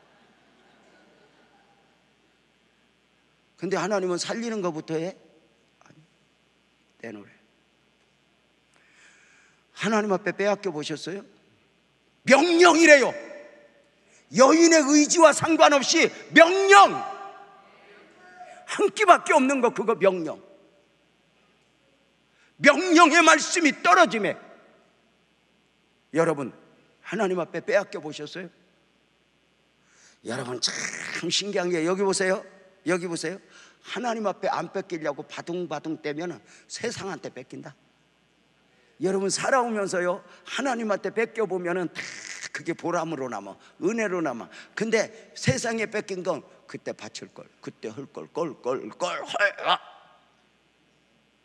하나님 앞에 안 뺏겨봤어요? 하나님 앞에 강제로 뺏겨와야, 하나님은 뜻과 섭리 가운데 어떤 때는 막 뺏어간다니까. 여러분 아시죠? 제가 저 목사 되는 과정 알잖아요. 저는 무슨 뭐 제명아 목사가 되어라 뭐 이래가지고 목사가 된 게 아니에요. 저는 뭐 하나님으로부터 직접 소명 받아본 적도 없어요. 어릴 때부터 그냥 목사님한테 순종해야 된다고 배웠는데, 제가 20살 때, 21살 때까지 돈을 많이 벌었단 말이에요. 서울에서 집을 2채 살 돈을, 서울에서 집을 2채 살 돈을 벌고, 그때 당시에 집 살 돈도 있고 사업할 돈도 있어가지고 제가 오살리 기도원 가서, 그때 나는 돈 버는 게 꿈이야. 나는 돈 버는 재주가 있다고 내가 굳게 믿었거든. 내가 어느 정도로 그런 부분에 내가 자신이 있었냐면, 내가 우리 아내 결혼한다고 내가 우리 작은 형님한테 인사시켰더니 우리 작은 형님이 우리 아내를 한쪽으로 데리고 가더라고. 그러더니 이렇게 말했대. 재수 씨 부탁이 있어요. 뭐냐니까, 우리 동생은 목사하면 안 돼요. 저 사람은 사업을 해야 돼요. 그러니까 우리 동생을 목사에서 사업으로 바꿀 수 있도록 우리 재수 씨가 나 좀 꼭 좀 우리 동생을 바꿔주면 좋겠다. 우리 형이 몰랐지 저 여자가 더 미쳐 있는 걸. 근데 진짜 그랬다니까. 그 정도로 저를 사업하는데 사람들이 다 인정해 줬어요. 제가 공부는 못했어도요, 이렇게 돈 돌아가는 게 보이더라니까, 그 어릴 때부터. 그래서 나는 그때는요, 돈 못 버는 사람 보면 이해가 안 갔어요. 지금은 내가 뭐 그런 거 다 깨졌지만, 그래서 이제 돈을 벌려고 다 그래 돈도 많이 갖고 있었고요. 사업을 해서 다시 한번 이제 구멍가게 스타일에서 뭔가 중소기업 스타일로 다 가려고, 유통도 제가 눈에 들어왔거든요. 그래서 오살리 기도원을 가려고 그랬더니 그 서울 최 목사님이 가지 말고 집에 가서 하루 자고 내일 기도원 가래요. 그래서 나는 가서, 나는 단칸방인 줄 모르고 갔어요. 갔더니 뭐 애새 저기 끝에 사모님 누워있고 애새 누워놓고 목사님 누워있고 나 옆에 누워놓고는 단칸방인 줄 몰랐어. 거기서 잠이 와? 거기서 자냐? 아니요. 자냐? 아니요. 그러다가 1시쯤 얘기하는 거야. 유재명 목사 되라. 아, 싫어요. 나 목사 안 돼요. 네 얼굴에 목사가 보인다.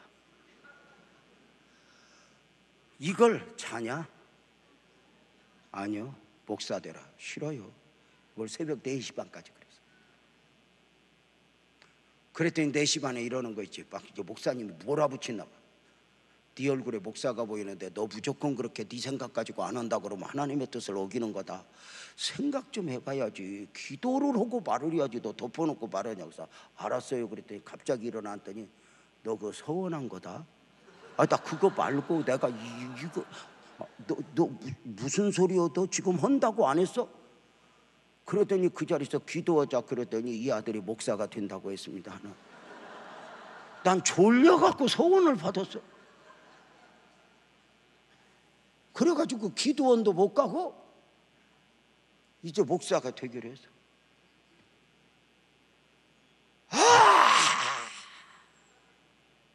뭐 그때 당시에 나는 배운 것도 없었어. 내가 목사가 왜 돼?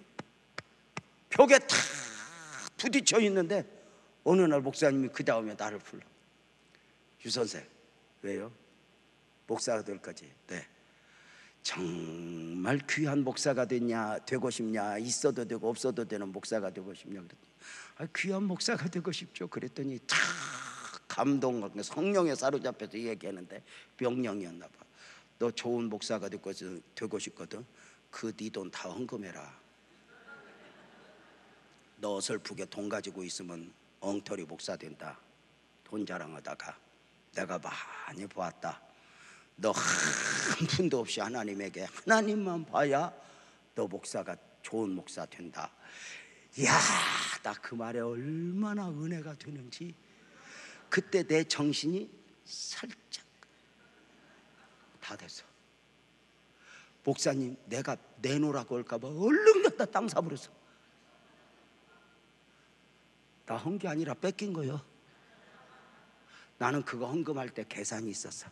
내가 이렇게 헌금하면 학비는 책임져 주겠지, 방은 하나 얻어주겠지. 왜냐하면 그 돈이 얼마나 큰 돈인데. 근데 나는 그렇게 최 씨가 입을 닦을 줄 몰랐죠. 방도 안 하다 주고 먹을 것도 안 주고. 진짜요. 그 처음에요, 어느 순간부터 막 열딱지가 나는 거예요. 내가 이거 목사님 밉진 않아. 근데 내가 미친놈이지. 그걸 왜 다 줘? 좀 남겨놓고 줄 걸. 그러면 이제 또 옆에서 또 어떤 권사님이 와서, 아이고 이렇게 배고픈데 어떻게 헌금을 저 목사가 다 뺏어가고. 그래갖고 옆에서 오면 막 같이 시벌 욕도 받고. 욕 많이 했어. 헌금 500만 원 했으면 욕은 한 1000만 원어치 했어. 시벌 막. 그러면 옆에서 권사님이 같이 시벌 하고. 안수 집사 와서 저 시벌 막. 그러면 같이 시벌 하고. 진짜 욕 많이 했어. 진짜 독한 게, 배가 고파 죽겠는데 자기 밥 먹으러 오는데 나는, 그러면 권사님이 나 불쌍하다고 데리고 오면서 밥 줘. 그러면서 먹으면서 같이 시벌 욕 많이 했어. 저 독한 목사하고 살기 때문에 30년 전에 교회 개척할 때 눈꽃만큼도 기대가 없었어. 나만 도와주는 것도 은혜다. 그리고 개척을 하고 살았어. 주님만 보는 훈련을 그때 다 한 거야. 그리고 이동성전 지었을 때 그 목사님 오셨어. 격려사 해주셨어. 그래도 뭐 헌금 뺏어간 건 다 잊어버렸어. 그러나 중요한 건 나 목사 되게 했잖아. 그래가지고 그 목사님 격려사 시켰어. 정영주 장로님 다 입당 예배 드릴 때 있었을걸.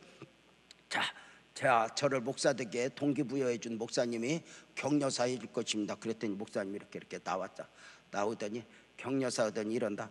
격려사, 유재명 목사가 복받은 이유. 제목. 무슨 격려사가 제목이 있어. 근데 유재명 목사가 복받은 이유. 그러면서 여러분 그 40몇 년 전에 헌금한 이야기를 그때 울면서 하는 거예요. 유재명 목사 그때 헌금 다 했습니다.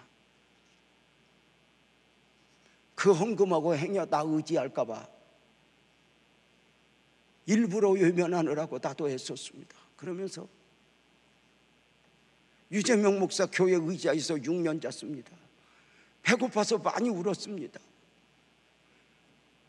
저도 기도 많이 했습니다.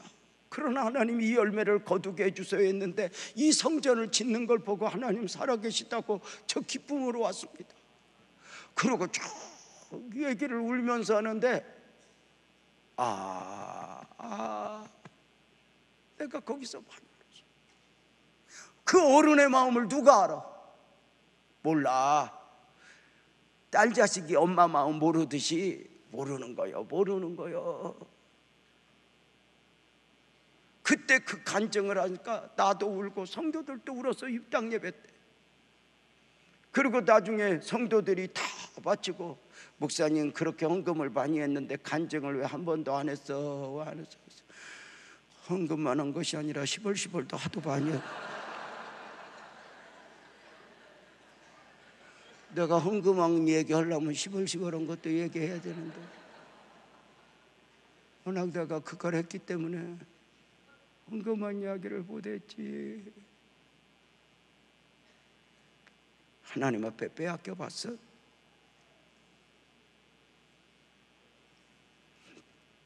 선부성전에서 교회 지려고 땅 샀을 때, 얽혔을 때 최명아 네가 양보해라, 빛나교회가 양보해라. 땅도 빼앗겨 봤어. 그냥 가만히 앉아서 땅 빼앗겨 봤어. 몰랐어.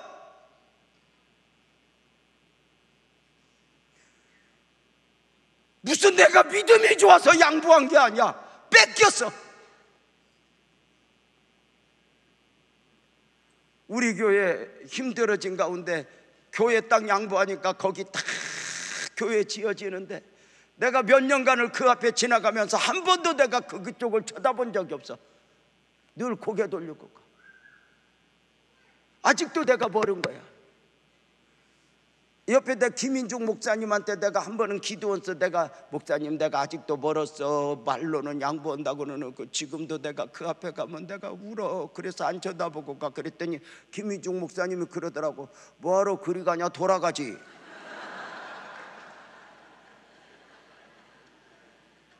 때로는 하나님이 뺏어간 것 같아. 근데 여기에 명령이야, 명령. 내 의지가 아니야. 근데 중요한 거 하나님이 뺏어가려는 거 몸부림쳐서 지켜봤자 다른 데가 다 뺏어가. 이것은 내가 설명 안 해도 알 거야. 제가 무슨 뭐 지금 드린 거 잘한 것만 이야기했지 나도 뺏긴 거 얼마나 많은 줄 알아. 하나님 앞에 뺏겨야 되는데 세상에 뺏긴 거 내가 여기서는 말 못했대. 딴 데서는 종종 해. 부끄럽고 부끄러운 거.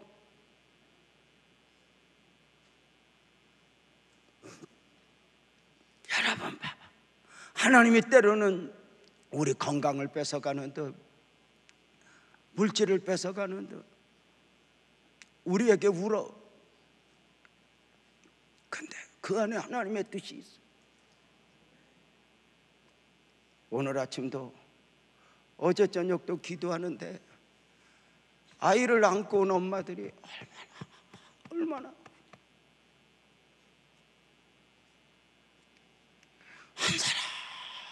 한 사람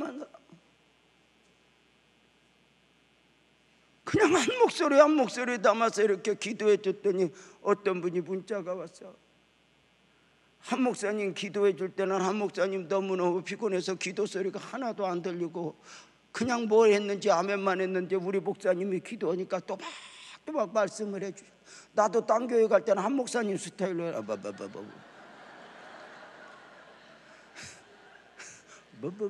근데 여러분 봐봐. 하나님이 때로는 이런 부흥회 때 내가 이번에 한 목사님 보면서 또 하나 배운 게 뭔 줄 알아? 확신이요. 목사가 축복하면 믿으세요? 될 겁니다. 이야, 이걸 이렇게 선포할 수 있는 게 쉬운 게 아니거든. 그리고 헌금대 수단과 방법을 가리지 않고 헌금을 하게 하는데 저는 어떻게 오해하면 육적으로 생각하면 저 너무한 거 아니야? 그죠? 아니야. 이건 경험한 사람들이 하는 거야.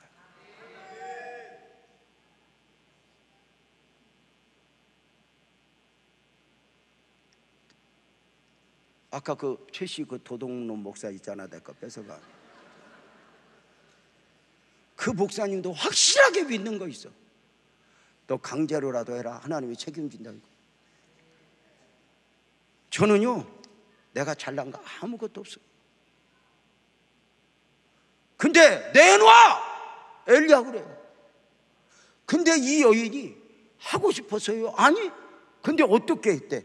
15절 16절 한번 어명의 말씀 한번 볼까요? 15절 16절. 자, 여기 봐봐요. 그가 가서, 누가? 여인이 가서, 죽으려고 했던 여인이 가서 엘리야의 말대로 했더니, 한기옥 목사님 설교대로 하였더니. 아멘 안 하네? 다시. 여인이 가서, 이강미가 가서 한기옥 목사님 설교 들은 대로 하였더니, 순종하였더니 엘리야와 그의 식구가 여러 날 먹었다. 자, 여인이 엘리야의 말대로 했대? 하나님 말씀대로 했대? 엘리야의 말대로 했대? 하나님 말씀 듣지도 못했어. 그런데 16절 봐봐. 여호와께서 엘리야를 통하여 하신 말씀 같죠.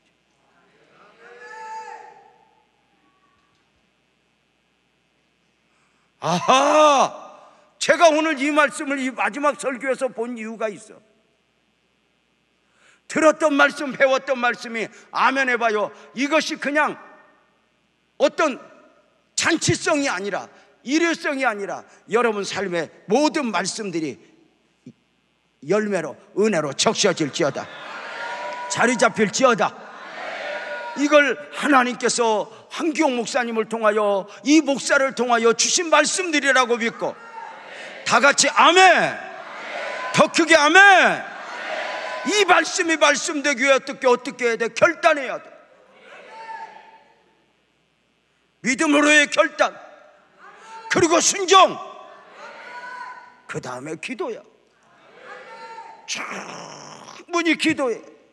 아까도 얘기했죠. 영적으로 가면 회개하게 된다. 특별히 우리가 여기 봐봐요. 우리가 이렇게 기도할 때 방언으로 기도하는 것이 너무너무 중요해요. 어느 교회, 큰 교회 목사님이 식당에 식사하러 갔다가 성도를 만났어.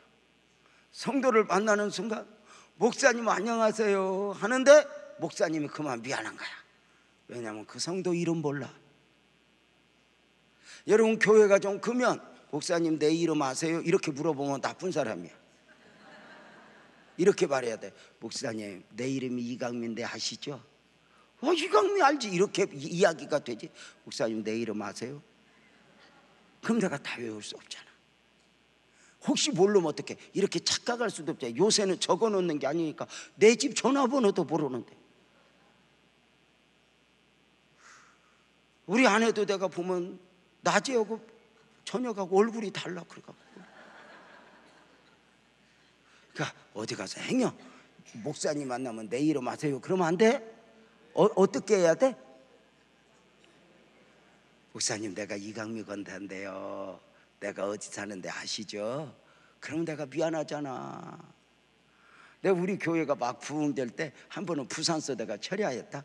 부산서 집회를 하는데 새벽 2시 반에 마쳐서 설교를 마치고 은혜가 막 얼마나 달였는지 통성기도 시키고 숙소로 가려고 나왔더니 어떤 여자분이 막 뛰면서 목사님, 어두운 밤에 여자들이 오면 겁나거든. 왜 그러세요? 그랬더니 누구세요? 그랬더니 목사님 서운해요. 목사님 교회 교인도 몰라요? 집사 이름 집사도 몰라요. 그래서 미안해. 내가 경기도에서만 봤어도 알지 이 아시먼 밤에 내가 부산까지 와서 어떻게 알았겠어. 미안해 몰랐어. 미안해. 근데 그 다음 말이 무슨, 내 이름은 아세요? 내가 거짓말하면 안 되니까 몰라 그랬더니 서운해요 목사님. 내가 교회 온 지 집사 된 지 3년 됐어요. 어떻게 내 이름도 몰라요. 서운해요. 서운해 안 서운해? 서운하지. 근데 왜 왔냐 그러니까 여기 친정인데 우리 목사님 왔다고 자랑해갖고 우리 친정 식구들 다 데리고 왔는데 지금 우리 친정 식구들 우리 목사님 내 이름도 모르면 얼마나 속상하겠냐고. 그래서 내가 그래서 미안하기는 한데 생각 좀 해보자. 지난 3년 동안 신앙생활을 어떻게 했기에 목사가 네 이름도 모르게 그렇게 은밀하게 신앙생활을 했냐. 너 참 제주도 좋다. 너 사과 2번만 사왔어도 내가 네 이름 안다. 너는 은사다. 은밀하게 했다. 아주 이렇게 말하려다 못하지. 미안해 싹싹 빌었지. 그러니까 여러분 혹시라도 부부도 어떤 때는 서로 알아 몰라 정신이 안 되고 누구세요 뭐 그럴 때 없고 그래서 설명을 해야 돼. 내가 기론아닌데 목사님 요즘에 제가 이렇게 이야기를 이렇게 납득이 갈수록 해줘야지. 뜬금없이 와서 목사님 내 이름 아세요? 뭐 차라리 이렇게 물어. 내 몸무게를 아세요? 이렇게 물어. 그래서 그 목사님이 식당에서 성도를 만났는데 이러는 거야. 목사님 감사해요. 그래 감사하죠. 그랬더니 목사님 기도 많이 해주셔서요 이번에 우리 집 문제가 해결됐어요. 목사님 기도해 주셔서요 감사하는데 이름도 모르는 성도 기도한 적이 없기 때문에 그 앞에서 내가 기도 안 했는데 이렇게 말을 못했어. 그 말을 못하고 그 인사를 다 받고 돌아서는데 이 목사가 얼마나 부끄러운지, 하나님 죄송해요, 내가 영적 사기꾼이에요. 내가 기도 안 하고도 한 것처럼 지금 위선 떨고 왔어요. 그리고 너무너무 마음이 무거워서 교회 와서 하나님 앞에 얘기했대. 내가 영적 사기꾼이에요. 하나님, 나는 그 교인 기도한 적이 없는데 그 앞에서 못했다고 발을 못했어요. 하나님 용서해 주세요. 그랬더니 그때 하나님이 그러더래. 아니야, 내가 네 기도 듣고 그 딸 복 준 거야. 하나님, 난 그 딸 기도한 적 없어요. 그랬더니 아니다, 네가 방언으로 기도할 때, 네가 방언으로 그때 통곡할 때 그 기도가 그 기도였다. 때로는 내가 모르는 기도인 것 같지만 이게 방언 기도가 주는 유익이야. 나는 모르고 했는데 하나님이 그 기도를 받았대. 하나님 감사해요. 하나님 감사해요. 우리가 뭘 알고 하는 게 아니야. 우리가 오늘 이렇게 순종해야 되는 이유가 뭔지 알아? 얼마나 순종해야 되는 이유가 뭐야? 기도는 저금이야. 이렇게 순종은 저금이야. 하나님의 어떤 역사를 또 미래적, 지금 오늘 헌신을 받으시고 그 다음을 준비하는지 몰라. 우리가 오늘 17절도 한번 볼까요? 17절. 이 일 후에 그 가루통의 가루 문제가 다 해결된 후에 이제 가뭄의 문제가 해결된 후에 그 집 주인 되는 여인의 아들이 병들어 증세가 심히 위중하다가 숨이 끊어졌대. 여러분 봐봐, 가루통에 가루 한 주먹 넘었지만 그 곱이 넘으니까 아들이 죽잖아. 이 아들은 이미 병들어 있었어. 자살 안 해도 죽어야 돼. 하나밖에 없는 아들 죽으면 무슨 소망이야. 그런데 하나님이 미리 헌신을 받아. 우리에게 헌신을 받을 때는 하나님이 오늘 것만이 아니야, 미래적으로 하나님이 축복하실 계획도 있는 거예요.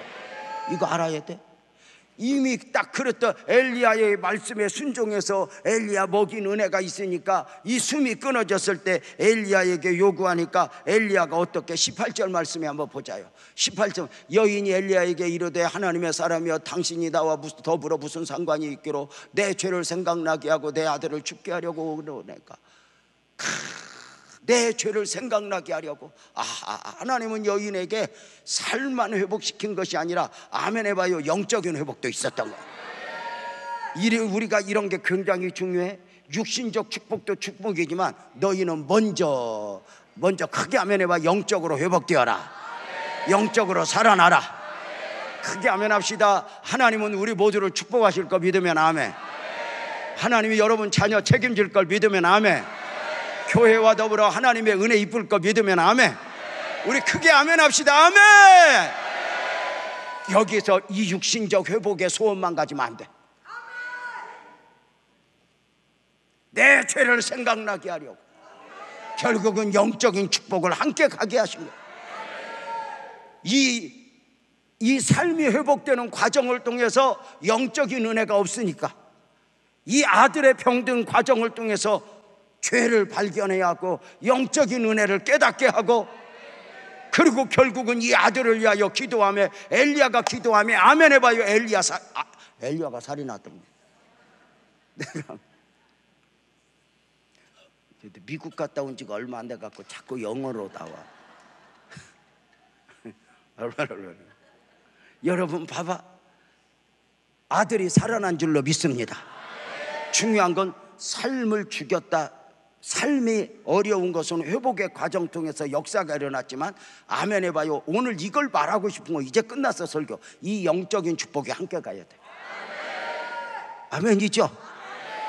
그래서 이 또 하나의 과정을 통해서 여인에게 영적인 은혜를 깨닫게. 그래서 오늘 우리가 다시 한번 이제 이 마지막에 여러분들이 결단을 해야 되고 소망해야 되는 건 뭐냐면, 이제 삶이 회복되기를 원하는 만큼 아멘 해봐요. 영적으로 회복되기를 갈망하자. 우리 이거 2층도 두 손 들고 아멘 해야 되는데, 우리의 육신적 삶이 축복이기를 원하는 것 이상으로 영적 회복을 갈망하자. 영적 회복을 갈망하자. 영적 회복을 갈망하자. 주여 내게 주신 은혜 축복 이상으로 영적으로 살아나게 하소서. 영적으로 회복되게 하소서. 능력 있게 하소서. 아멘이죠? 오늘 이것으로 저는 오늘 결론을 맺고 싶은 거예요. 이번 부흥회에 우리 존경하는 목사님 한 목사님을 통해서 하나님이 우리의 삶을 회복시키고 우리를 통해서 비전, 우리의 하나님 선교 많은 것들로 쓰임받아라, 축복을 받아라. 아멘 해봐요. 왜 내가 오면 아멘을 안 하지? 아멘 해봐. 근데 우리 아내가 나한테 알려준 게 있어. 당신 설교는 아멘 하기가 힘들 때야. 탁탁 뭔가 조용기 목사님처럼 끊고 있어야 아멘이 힘들. 당신은 언제 템포가 아멘이.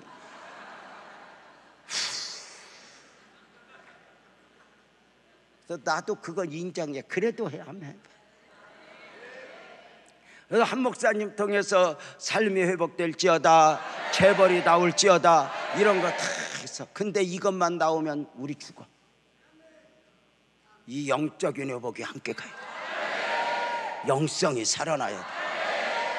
그래서 아무리 부자가 되고 아무리 대단해져도 주님 안에서 살 수 있는 능력은 영적인 힘이 있어야 되고 영적인 은혜를 깨달아야 되고, 하나님은 그 어려운 때에 이 여인 최악의 상황 속에서도 경기가 안 좋아도 3년장 가뭄이어도 하나님이 딱 택하여서 살리려면 살려. 아무리 세상이 어려워도 하나님이 축복하시려면 축복할 수 있어. 주여 우리 가정에 복을 주옵소서. 우리 사업장에 복을 주옵소서. 자녀들 앞길을 열어 주옵소서. 그러나 이 복이 복되기 위해서 영적인 복을 함께 주옵소서. 영적인 충만이 있을지어다. 아멘. 여러분 주님 안에서 살기 원해요. 아멘. 부자 되기 원하는 이상, 축복받기 원하는 이상, 재벌되기 원하는 이상, 치료받기 원하는 것 이상 주여 아멘 해봐. 영적으로 살게 하소서. 아멘. 영적 사람으로 살게 하소서. 아멘. 우리가 이거 영적인 사람으로 육적인 사람으로 승리하기를 결단하면 아멘. 아멘. 우리 모두 일어나 찬송합시다.